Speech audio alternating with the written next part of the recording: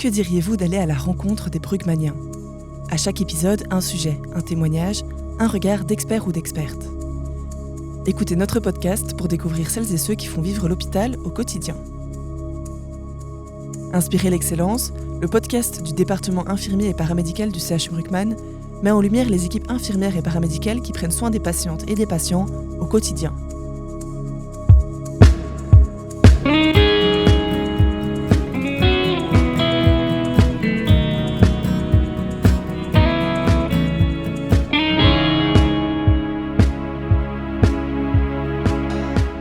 En 2024, le CHU Bruckmann a décidé de mettre en lumière la bientraitance des étudiants, lui offrir un espace, une voix, une reconnaissance à la hauteur de son importance dans les pratiques cliniques. C'est la campagne « Inspirer l'excellence ». Alors, c'est pas qu'un slogan, c'est pas non plus un vœu pieux, mais c'est un engagement collectif qui est ancré dans le quotidien des soins. Mettons le cap sur un moment clé de l'expérience des étudiants, l'accueil en stage. Mais ce serait quoi, un accueil excellent ? Eh bien, c'est la question que j'ai posée à Laura, Priska, Astrid et Leslie lors du symposium « Inspirer l'excellence ». Je propose d'écouter leurs réponses. Un accueil excellent, pour moi, justement, on prendrait le temps de, par exemple, le premier jour de stage, de réunir tous les stagiaires à l'accueil du bâtiment, de l'hôpital, prendre le temps de visiter, même que ce soit 1 heure, 1 heure et demie, l'hôpital, et puis dire voilà, je vous dépose dans votre service, et le service, une fois qu'on arrive, aura sûrement fait le rapport, aura peut-être déjà administré leurs médicaments, et donc sauront peut-être prendre plus de temps, 5-10 minutes, 20 minutes, à nous présenter le service, à nous accueillir finalement. C'est clair que quand on a un accueil un peu chaleureux, ça nous poussera plus dans notre stage, et donc c'est vraiment un accueil où on prend le temps. Ce serait quoi pour toi un accueil excellent ? Alors pour moi, ça regroupe vraiment beaucoup de choses. Parce que quand j'entends excellent, j'entends bienveillance, j'entends sourire, j'entends disponibilité. On a certainement tous le souvenir d'un premier jour quelque part, avec cette palette d'émotions qui nous traverse, l'excitation, la curiosité, l'appréhension, le stress, et parfois même de la peur. Dans ce contexte, les premières heures sont décisives. Elles posent les bases. Elles influencent le sentiment de sécurité, la motivation, la qualité des relations, et donc la qualité du soin. Quand j'arrive à l'hôpital, j'enfile mon uniforme, je chausse mes baskets ou mes sabots, j'ajuste mes stylos, mes feutres, et j'entre dans mon unité de soins où je m'encorde aux collègues. Et voilà l'étudiant, le nouveau. Lui aussi, on va l'encorder à notre équipe. Et là se pose une question. Comment on va l'accueillir, ce partenaire qu'on ne connaît pas encore ? Eh bien, je pense que pour répondre à ces questions, il faut d'abord se demander qui est-il cet étudiant ? Que transporte-t-il avec lui ? Autrement dit, qu'y a-t-il dans son sac à dos ? Dans son sac à dos, il y a d'abord ses expériences passées et parfois un parcours qui peut sortir du schéma classique qu'on pourrait avoir en tête. Par exemple, l'étudiant, c'est pas forcément un jeune de 18-20 ans qui fait ses premiers pas dans le monde du travail, non. Aujourd'hui, l'étudiant, c'est une pluralité, une diversité de parcours, d'âge, d'expériences, d'attentes, de rythmes. Il y a bien sûr des primo-arrivants, des jeunes en formation initiale, mais il y a aussi des personnes en reprise d'études, parfois après plusieurs années de vie professionnelle. C'est important de prendre un moment pour faire connaissance. Se demander qu'est-ce que cet étudiant connaît de notre montagne à nous, notre service, notre manière de fonctionner. Est-ce que c'est une découverte pour lui ou il a déjà été confronté à un environnement similaire ? Qu'est-ce qu'il attend de ce stage ? De quoi a-t-il besoin pour apprendre efficacement ? Quel rôle souhaite-t-il jouer dans l'équipe pendant cette période ? Il existe un outil simple et puissant pour nous aider à aborder ces questions. Ce sont les objectifs de stage. Ils permettent d'ouvrir la discussion, poser quelques règles, finalement aller au-delà du simple dossier administratif. En somme, avant de nous lancer, commençons par la base. Qui es-tu ? D'où viens-tu ? Et qu'est-ce que tu veux apprendre ici avec nous ? Mais dans son sac à dos, il n'y a pas que ça. Il y a aussi des émotions, des craintes, des croyances, et sa manière d'entrer en relation avec ce qui, pour lui, représente l'autorité. C'est le chef, le référent, l'équipe. Parce qu'en stage, l'étudiant entre dans un monde où il doit apprendre, se positionner, oser. Et ça, c'est tout sauf simple. Alors un modèle peut nous aider à mieux comprendre ce qui se joue. C'est le cycle de l'autonomie de Catherine Simor, analyste transactionnelle. Il décrit différentes étapes qu'on traverse dans une relation d'apprentissage. Explorons-les ensemble. Il y a d'abord la dépendance. Dans le sac à dos de l'étudiant dépendant, il y a de la peur, le besoin de bien faire, l'envie de plaire, un peu de stress et parfois même une petite voix intérieure qui dit « Est-ce que je suis à la hauteur ?» Ce qu'il attend là, ce sont des consignes claires, Il cherche des repères, quelqu'un qui le guide. Il observe, il écoute, il veut bien faire, mais il n'ose pas encore être lui-même. Notre rôle ici en tant que professionnel, c'est de le sécuriser, structurer, donner un cadre, lui dire qu'il a le droit de poser des questions, et il a le droit de se tromper aussi. Il a le droit de dire non, sans que ça remette en cause sa place. Vient ensuite la contre-dépendance. Dans le sac à dos du contre-dépendant, il y a de la colère, du doute, parfois même de l'opposition, une envie de bousculer, de dire « Oui, mais pourquoi on fait ça comme ça ?» ou bien « Oui, mais moi, on m'a appris autrement. » Ici, l'attitude d'accueil demande de l'écoute et de la patience. L'important, c'est de ne pas prendre pour soi les réactions, rester stable et inviter l'étudiant à chercher ses propres solutions. Ensuite, il y a l'indépendance. Dans le sac de l'indépendant, il y a de l'assurance, de la distance, le désir de faire seul. Le novice a appris les règles et maintenant il veut jouer la partie. Il veut prouver qu'il est capable. Mais il y a aussi un risque, c'est celui de se couper du collectif, de croire qu'il va tout faire sans aide. Enfin vient l'interdépendance. Un jour, dans ce sac à dos, on trouve autre chose, du choix, de la liberté, de la maturité. L'étudiant sait demander, proposer, écouter, co-construire. À ce stade, il devient un vrai partenaire de soins. C'est là que naît le plaisir partagé de travailler ensemble.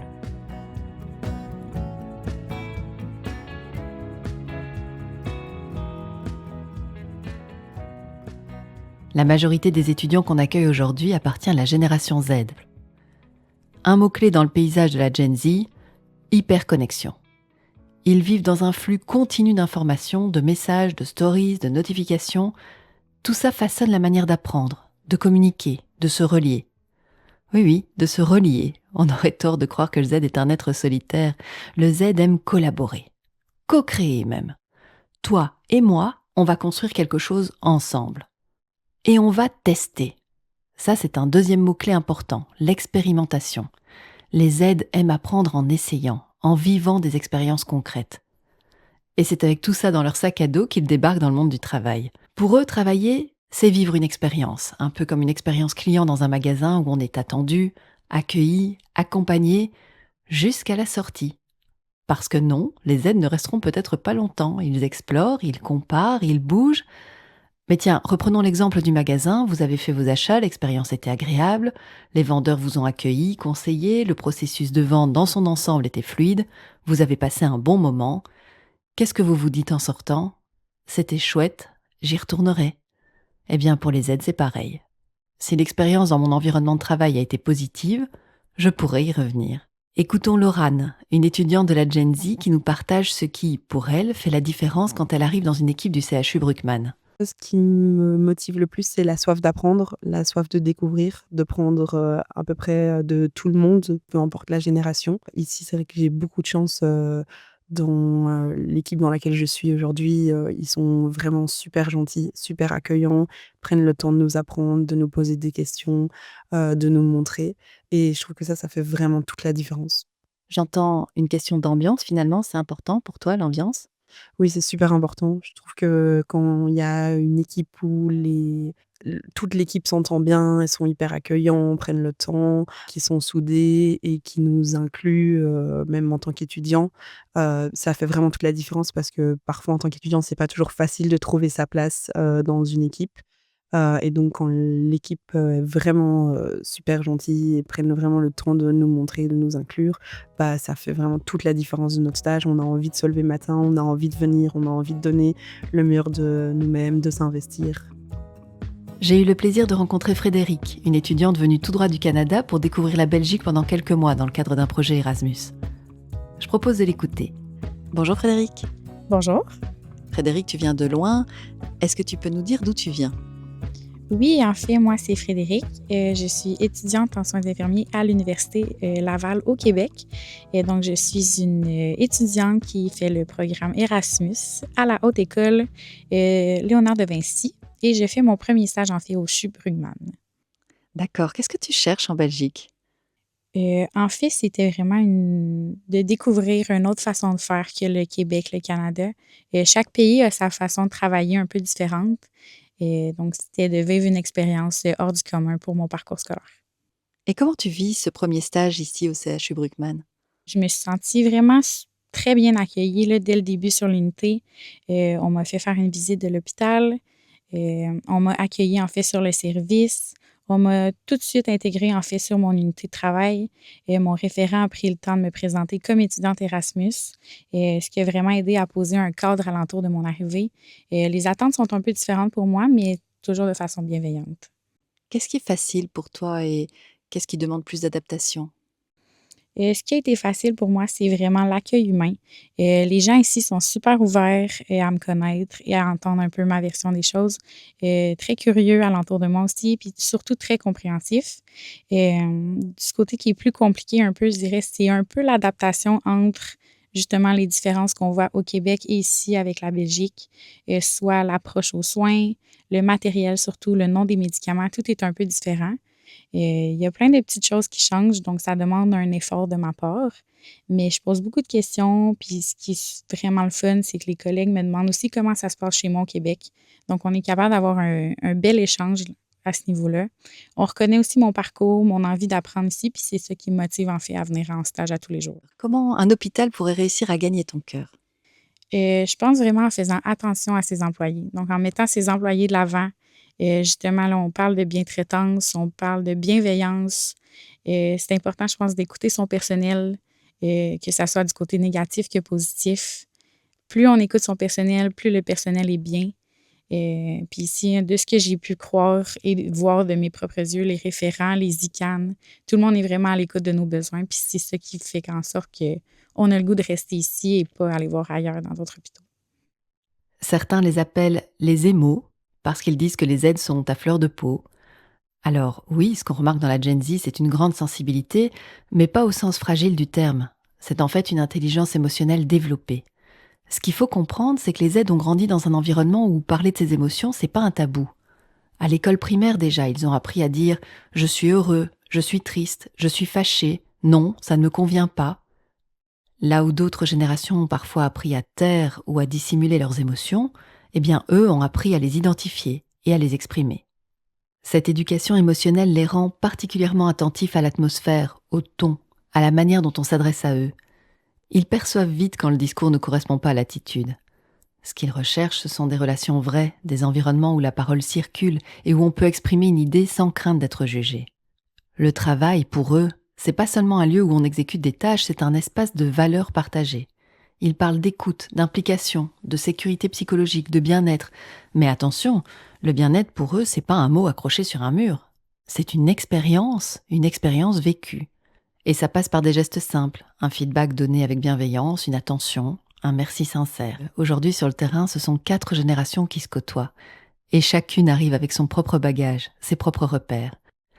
Et alors, concrètement, comment on fait ici au CHU Bruckmann pour que ça fonctionne entre générations ? Laissons la parole à Redouane, infirmier de la génération X, et Stéphanie, infirmière de la génération Y. La chose qui fait, selon moi, que ça fonctionne, c'est qu'il y a déjà une culture d'ouverture et d'écoute.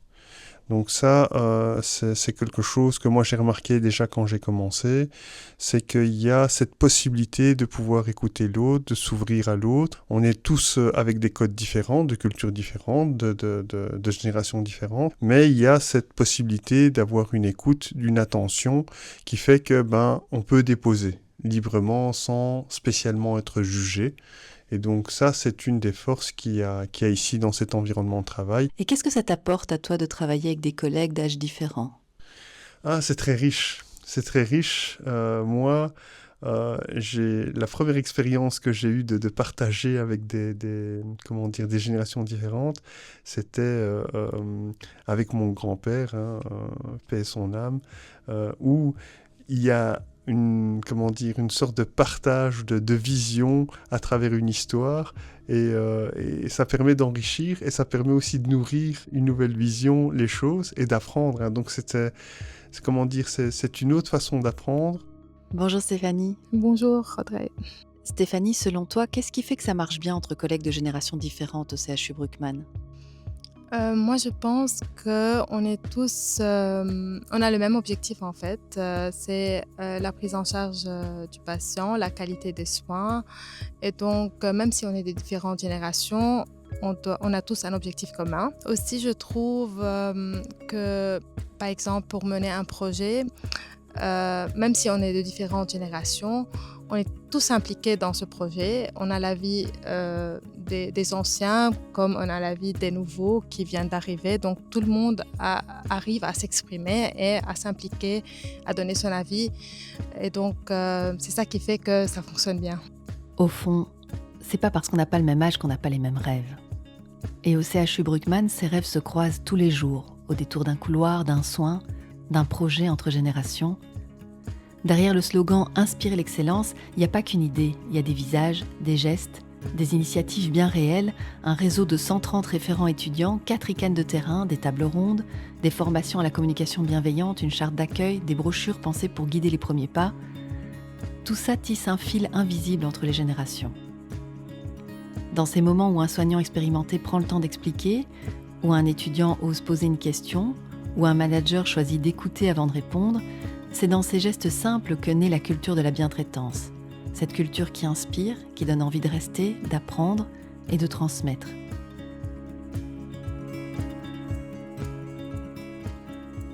Lors du symposium Inspirer l'excellence organisé au CHU Bruckmann, une thématique essentielle a été mise à l'honneur, le feedback.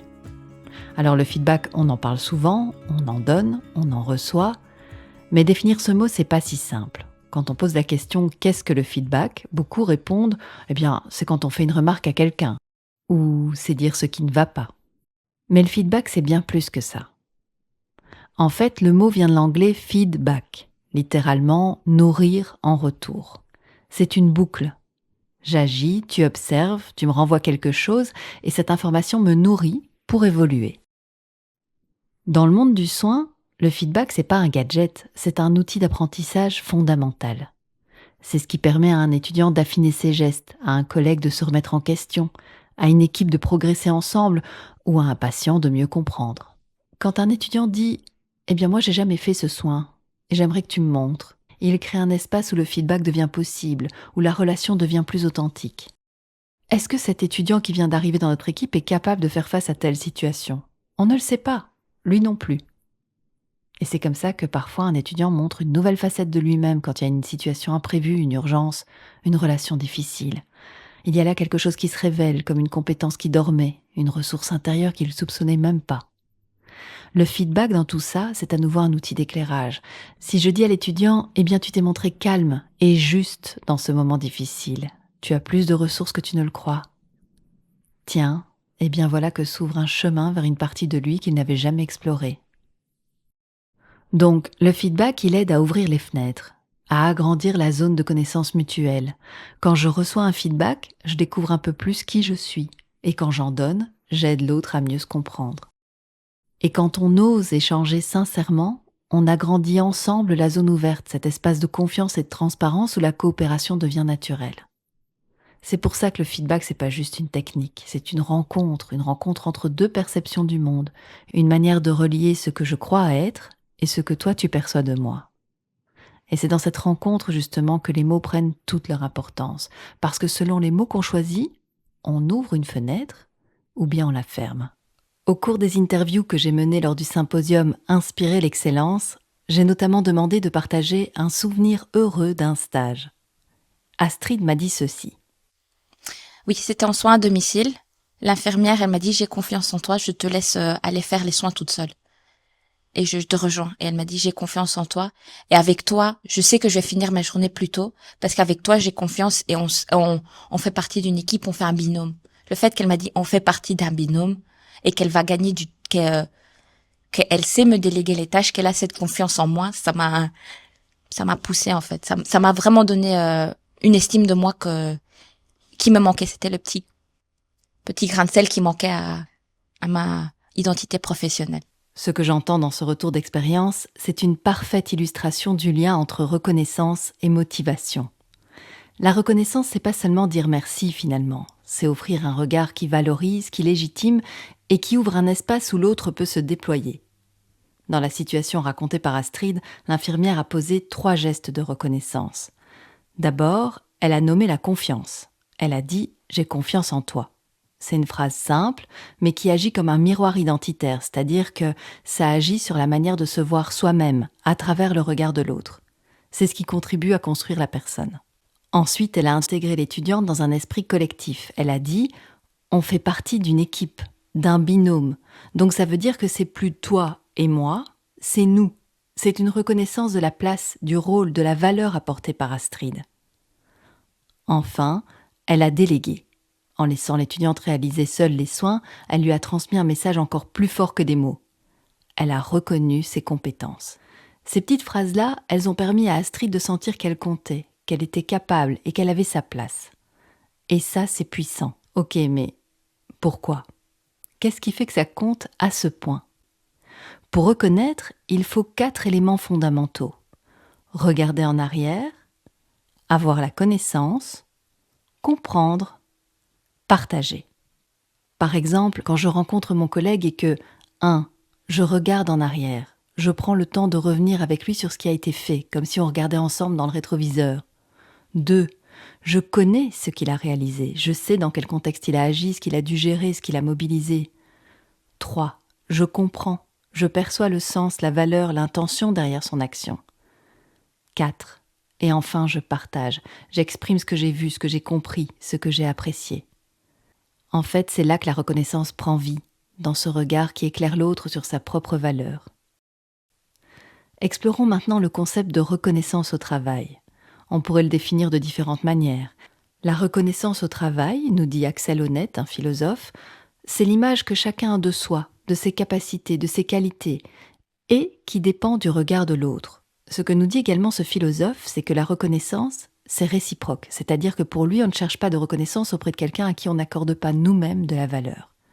Si j'admire un collègue parce que je le trouve expérimenté, courageux ou inspirant, son regard compte pour moi. Un mot de sa part peut vraiment me toucher, me booster. En revanche, si quelqu'un dont je ne respecte ni le professionnalisme ni l'attitude me fait une remarque, qu'elle soit positive ou négative d'ailleurs, quelque part ça me glisse dessus. Je ne vais pas chercher sa reconnaissance parce qu'au fond, son avis n'a pas de valeur pour moi. C'est ça la réciprocité. La reconnaissance n'existe vraiment que dans une relation où chacun a de l'importance pour l'autre. Reconnaître, ça demande parfois de lutter contre nos habitudes, notre pudeur, notre culture, ou simplement contre la vitesse du quotidien. On a le nez dans le guidon, on fonce, on ne prend pas le temps de marquer ce temps d'arrêt nécessaire pour regarder en arrière et reconnaître. Il n'y a pas une formule unique pour exprimer la reconnaissance, il n'y a pas un geste standard valable pour tous. Certains ont besoin d'un mot, d'autres d'un signe, d'un écrit, d'un tête-à-tête ou simplement d'un sourire. La vraie clé, c'est de personnaliser la reconnaissance, de l'ajuster à la personne qui se trouve en face de nous. Au fond, la reconnaissance, c'est un peu comme une vitamine. Nous, en Belgique, on connaît bien ça. Quand les jours sont gris, quand il manque un peu de lumière, on nous dit de prendre de la vitamine D pour ramener du soleil dans notre corps. Eh bien, dans le travail, c'est pareil. Il y a une vitamine dont on a tous besoin pour remettre de la lumière, pour réchauffer les relations, pour donner de l'énergie et du sens. C'est la vitamine R, la vitamine reconnaissance. Pour clore cette série, j'ai voulu revenir là où tout a commencé, revenir sur les racines de ce projet, les valeurs qu'il porte, et surtout les chemins qu'il ouvre. Alors, nous accueillons Françoise Joudard, l'initiatrice de cette démarche. Françoise est une ICANN, une cadre infirmière chargée de l'accueil des nouveaux engagés et des étudiants. Bonjour Françoise. Bonjour Audrey. Françoise, quand tu repenses à la jeunesse de ce projet autour de la bientraitance des étudiants, est-ce que tu peux nous dire comment ce projet a émergé au sein de l'institution ? Oui, en fait, j'occupe la fonction d'ICANN depuis 2000. La fonction d'ICANN, c'est infirmière chargée de l'accompagnement des nouveaux engagés et des étudiants. Et ce rôle m'a permis de lancer plusieurs projets pour améliorer la qualité de l'accueil et du suivi des étudiants qui viennent en stage chez nous. L'un des leviers majeurs a été la création d'un réseau de référents étudiants, qui sont des collègues vraiment engagés, passionnés, et qui s'investissent pleinement pour soutenir ces futurs soignants. Et depuis l'année passée, je collabore avec une équipe de 4 ICANN de terrain, avec qui je peux vraiment implémenter une culture de la bientraitance des étudiants. Et j'ai entendu des témoignages qui étaient bouleversants, d'étudiants qui étaient victimes de maltraitance. Et c'est là que j'ai eu envie d'aller plus loin avec les équipes. Au CHU Bruckmann, on avait déjà bien avancé sur la qualité de l'accompagnement, mais j'ai ressenti le besoin de mettre en lumière ces étudiants motivés, engagés, et de rappeler combien la bientraitance est essentielle dès leur arrivée en stage. Avec l'équipe des ICANN de terrain de Brugman, on s'était demandé justement comment insuffler une véritable culture de bienveillance envers les étudiants en stage. Et on a exploré plusieurs pistes qui permettraient d'impliquer les personnes concernées par l'intermédiaire des écoles et du réseau national des infirmières ICANN, donc chargées de l'accompagnement des nouveaux engagés des étudiants. Et surtout, on voulait valoriser le travail des référents qui, malgré une charge mentale et physique importante, prennent le temps d'accompagner les étudiants. Et très vite, il est apparu que la bienveillance ne devait pas se limiter rien qu'aux étudiants en stage, mais s'étendre à tous les acteurs du soin.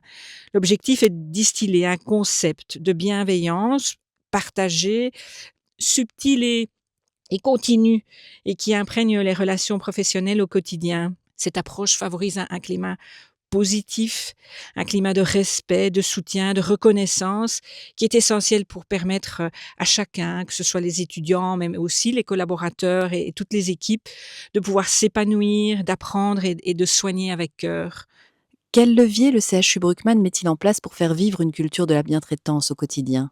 Mais disons que depuis plusieurs années, notre direction générale et celle du département infirmier et paramédical ont mis en place une stratégie qui vise l'excellence dans un cadre de travail qui se veut valorisant. Et dans les valeurs qui sont portées par l'institution, on y retrouve toutes les valeurs qui ont un sens pour faire vivre cette culture de la bientraitance au quotidien. On a aussi évoqué les relations intergénérationnelles, parfois riches, parfois pleines de malentendus. Tu l'as observé aussi sur le terrain. Comment ce sujet est-il abordé dans les équipes ? Est-ce que tu as vu des démarches émerger pour mieux faire, par exemple, dialoguer les générations ? Les jeunes générations expriment un besoin fort de sens, de feedback, de reconnaissance, tandis que les professionnels expérimentés, souvent imprégnés de la pédagogie qu'ils ont eux-mêmes reçue, peuvent avoir du mal parfois à ajuster leur manière de transmettre. Ce décalage ne doit pas être un frein en soi, mais c'est une invitation à ouvrir le dialogue entre les approches, à croiser les regards et à enrichir un peu nos pratiques. Et avec les ICANN, on a mis en place des tables rondes, des moments d'échange avec les étudiants pour recueillir le ressenti et identifier les points de friction. Ces moments inspirés de la psychologie positive, de l'écoute active et de la co-construction ouvrent un espace de dialogue entre les générations et nous permet à ce moment-là d'ajuster les pratiques, de mieux se comprendre et de renforcer la qualité du lien dans les équipes. La reconnaissance est vraiment une clé du bien-être au travail. Elle passe par les mots, mais aussi par les actes. Prendre le temps d'écouter, de comprendre, de soutenir. C'est ce que moi j'appelle la reconnaissance authentique, celle qui nourrit l'estime de soi et renforce le lien dans l'équipe. Si tu pouvais formuler un vœu pour les prochaines générations d'étudiants et de professionnels engagés pour l'excellence en soins, quel serait-il ? Mon vœu, c'est que chaque soignant garde en lui la flamme du care, cette envie de prendre soin. Mais pour ça, il faut aussi prendre soin de soi, de se sentir bien dans son travail, d'être soutenu par les collègues. J'aimerais que les équipes restent solidaires, bienveillantes, qu'elles continuent à transmettre cette passion du métier, que les jeunes y trouvent leur place, qu'ils soient écoutés, qu'ils soient encouragés, qu'ils aient envie de rester dans ce beau métier. Et du côté des écoles, je souhaite qu'elles gardent leur énergie, leur créativité et que des enseignants engagés proposent des formations de qualité rigoureuses, exigeantes, mais pour que les étudiants soient bien préparés, qu'ils soient performants, qu'ils soient confiants dans leurs compétences et qu'ils se sentent aussi soutenus dans leurs émotions, leur parcours et leurs doutes parfois. Et surtout, que chacun se sente acteur du changement, capable d'inspirer l'excellence autour de lui. Merci Françoise. Avec plaisir, Audrey.